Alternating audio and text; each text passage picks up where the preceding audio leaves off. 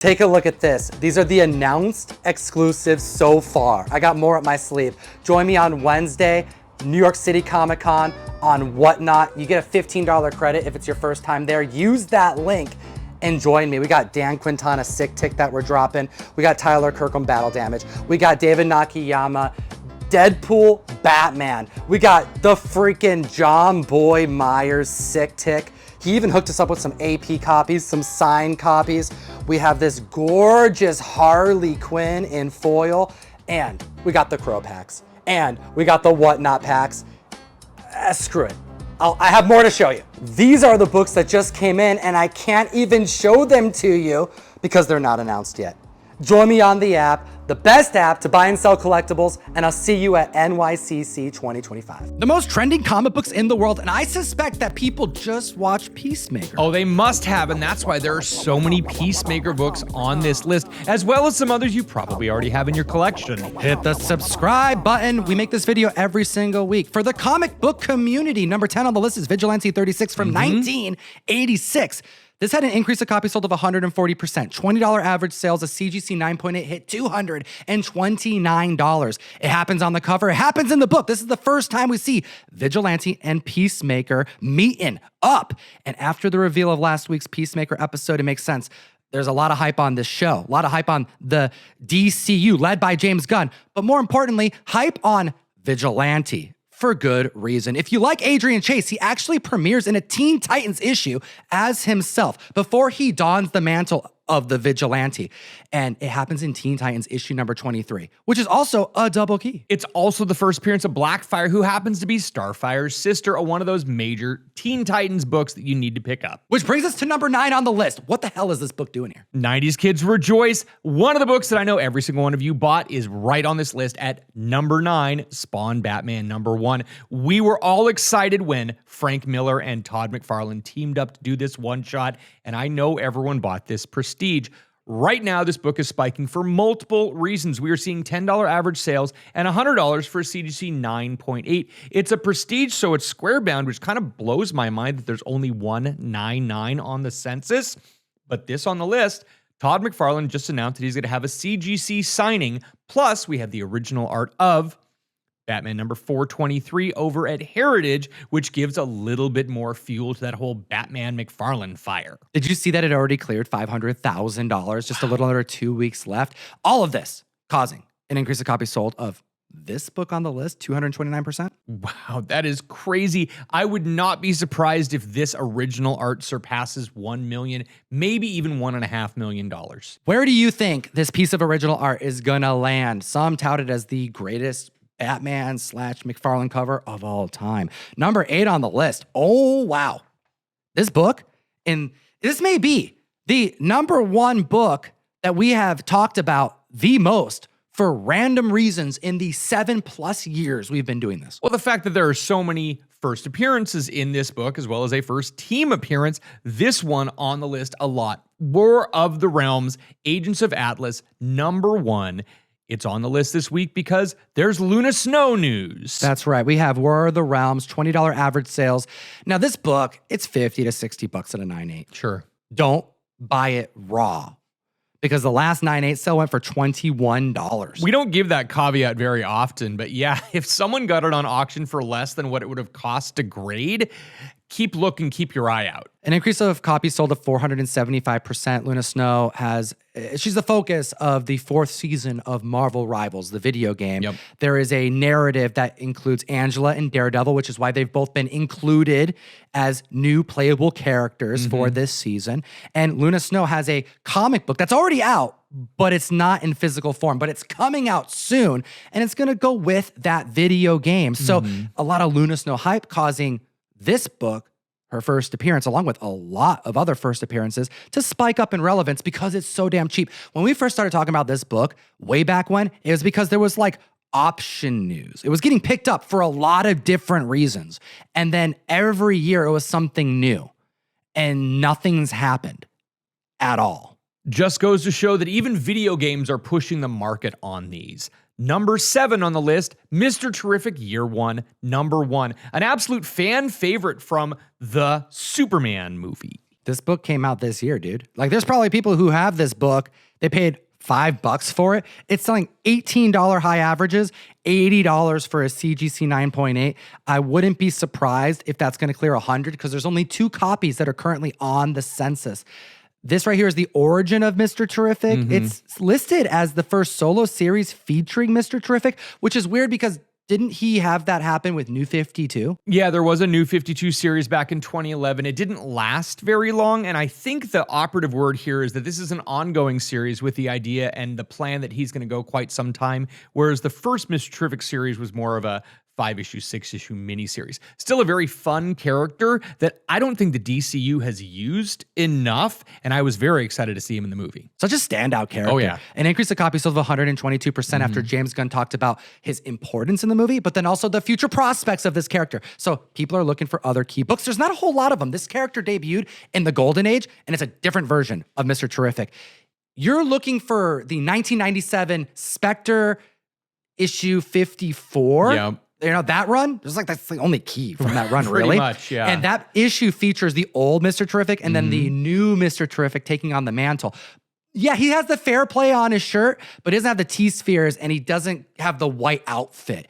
You actually get that in this like random issue. Oh yeah, all of those secrets and origins, they end up having a lot of characters that you don't see a whole lot about. So this is one of those sleeper keys that people wouldn't be aware of unless they were using something like Key Collector. JSA Secret Files and Origin. Yep. It's like on the the book is filled with just a pinup and then like a history about a character. And like the last page of the issue has Mr. Terrific, but he debuts in the white costume that we all know from this movie now. So keep an eye on both of those books and do yourself a solid. Download Key Collector Comics because this is how you can kind of organize all this stuff, figure out what keys you want to get, add to your collection. If you're building a Mr. Terrific collection, just type in his name and you're going to see all the keys associated with the character. Tom 101 unlocks a free 2-week subscription of the app. Let's move on to number 6 on the list with Simpsons Comics and Stories number 1 from 1993. This is crazy. Simpsons debuted in 1989. Yep. It took them 18 years to make the first movie. Yep. It's now been over 20 years since they made a sequel that is now announced. So it's taken longer for them to make the sequel than it had made the first movie. I remember in 1989 when The Simpsons debuted, and it was massive, and everyone wanted to do the Bartman, and everyone bought the CD to be able to listen, or the tape for those of you that couldn't afford CD players. I mean, The Simpsons was massive. So the fact that we're still talking about The Simpsons 36 years after their creation is huge. And this comic book, it was only 4 years after the creation of The Simpsons. We're seeing $25 average sales and $295 for CGC 9.8. This book in and of itself was released in a polybag with a poster, so high-grade copies are tough to come by because a lot of times you're going to get them, they're going to be bent up, they're going to be corners, and the kids read them. CGC doesn't grade polybags too. You have to like open it up no matter open what. the polybag, and I would recommend if you were sending a good copy in, cut your own polybag and remove it. Do not trust CGC to do it. Don't send a good copy in. Send a high-grade copy in. Well, okay, yeah, send a high-grade copy, but make sure you're the one that trims your own polybag if you're looking to submit something with a bag on. And don't trim the book. That's a increase of copies sold of 350% because there is a sequel coming. There was also, isn't there like a promotional issue of this comic book? There's a smaller version that's a little bit tinier that came in. It was a 6-pack of Butterfinger. That's right, yeah. Yes, because Bart Simpson was the spokesperson for Butterfinger for many, many years. So they gave a promotional comic book of this. It's tough to find. I don't have any copies of it. It'd be cool though. Like that's got to be tough in high grade. Yeah, I can't imagine it's massively expensive, but First appearance, dude. Number 5 on the list. Superman versus the Amazing Spider-Man number 1 from 1976.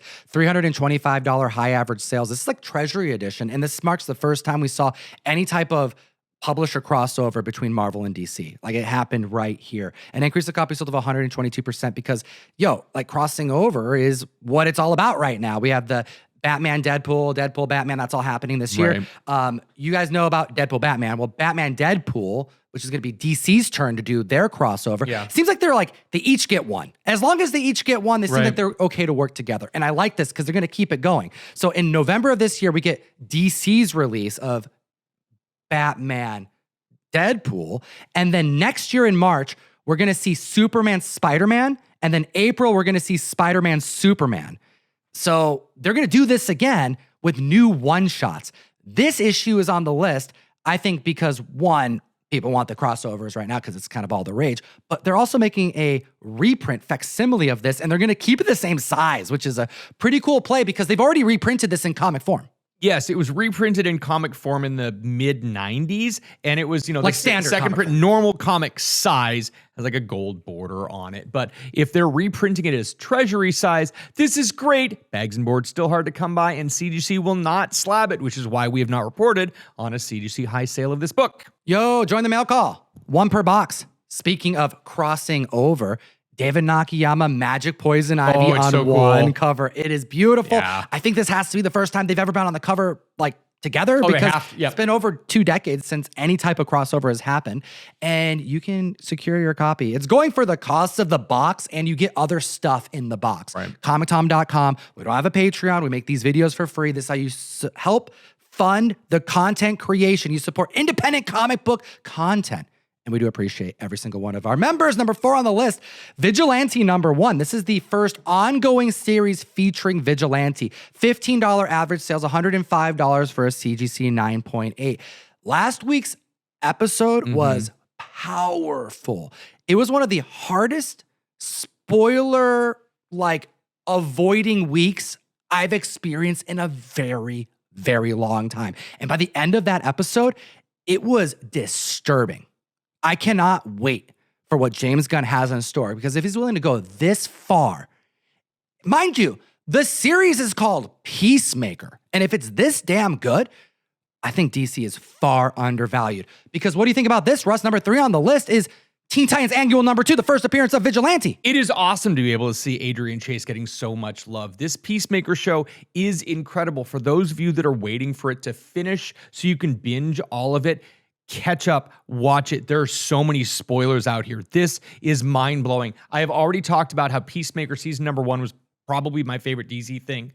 This one may have topped it. Well, we have $15 average sales for his first app, $170 for a CGC 9.8, an increase of copies sold of 200%. His first appearance is currently selling at 9.8, under what the first meetup between Peacemaker and the character. That's crazy. That doesn't make sense. Something's wrong with these numbers is what I'm saying. But also later in the run, probably harder to secure a 9.8, but when comparing number 10 on the list to this one, well, if you're specking on Vigilante or you're trying to collect Vigilante, we already told you about his first appearance as Adrian Chase. That's that Teen Titans book I told you earlier on the list. Well, Teen Titans 35 has a straight up Vigilante cameo that took place before this annual.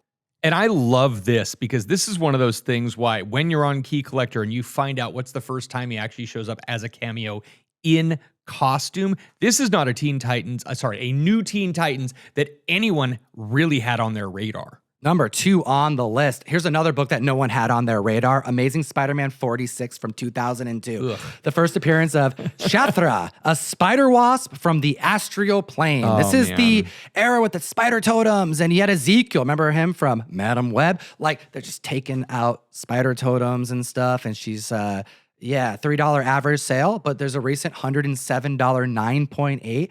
An increase of copies sold of 1,833%. This is the epitome of no one was specking on this book because no one cared about this book. This book is currently in quarter bins right now. Oh, I'm sure. This is a very, very cheap book. $3 entry level. Yeah, okay, low buy-in for something that might have high upside.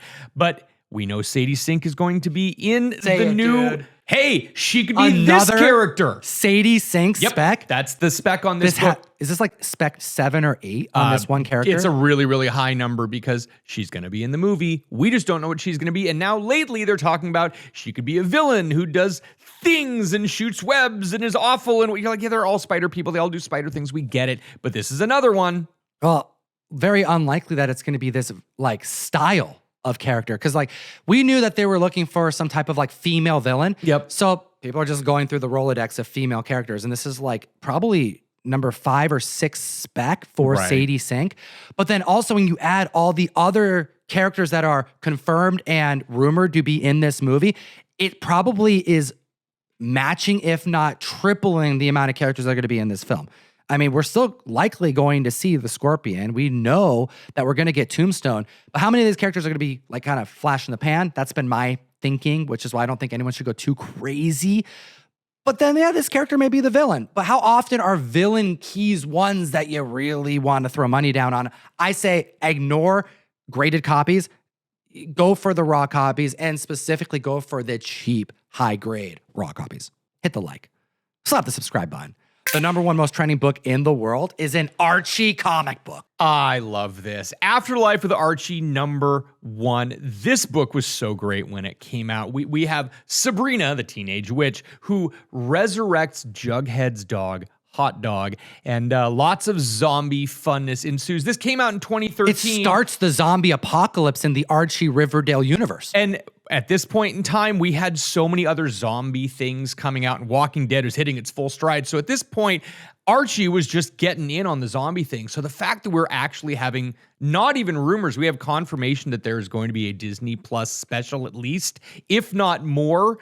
I'm excited about this. $20 average sales, $110 for a CGC 9.8. You know, we're getting close to Halloween. Yep. We typically say don't spend a bunch of money on horror books Sure. right before Halloween, right? Keep it reasonable. They tend to creep down a little bit, but $20 on this book makes sense. I mean, this is kind of like one of those minor keys for the Archie run. An increase of copies sold of 2,067% is mighty.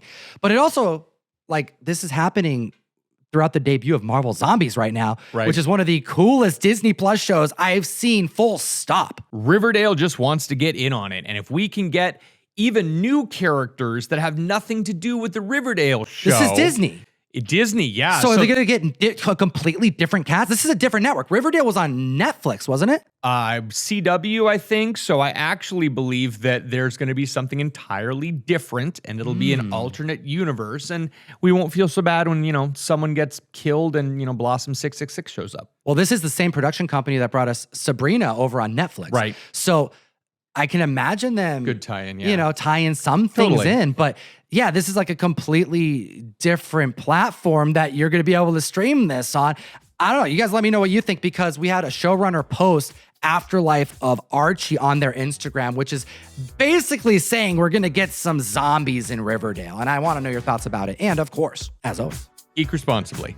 enough said. And that's the end of the show, Russ. Yep. There were so many books that were unclaimed that I had to film some B-roll. Some of the books included like a 1 in 100 John Boy Myers, a plethora of exclusives, and the person who won the stake through CGC comic Bad Idea cul-de-sac never claimed their prize. What? So next week, you and Ryan, because I'll be in New York, we'll be right. announcing like 20 giveaways. Yes! So you guys got to join the SMS group, have to. comictom.com, put your phone number in.